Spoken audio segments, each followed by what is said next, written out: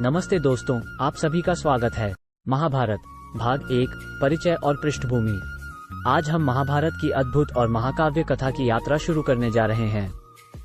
महाभारत, जिसे महर्षि वेदव्यास ने रचा था, भारतीय संस्कृति और इतिहास का एक महत्वपूर्ण हिस्सा है। इस महाकाव्य में 100,000 से भी अधिक श्लोक हैं, जो इसे दुनिया का सबसे बड़ा महाकाव्य बनाते हैं। महाभारत का रचनाकार महर्षि वेदव्यास थे।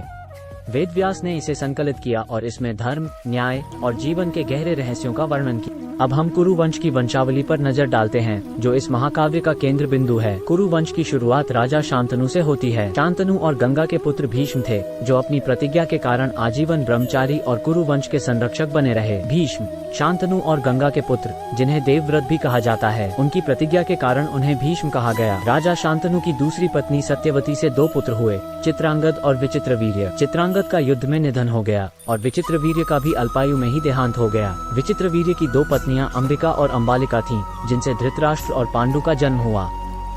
धृतराष्ट्र जन्म से अंधे, धृतराष्ट्र ने हस्तिनापुर के राजा के रूप में शासन किया।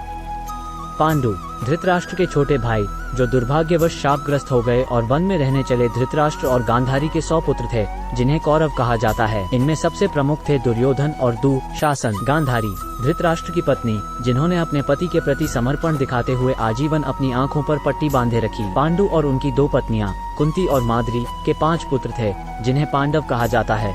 युधिष्ठिर, भीम, अर्जुन, नकुल और सहदेव। कुंती, पांडु की पहली पत्नी, जिनके 3 पुत्र थे, युधिष्ठिर, भीम और अर्जुन।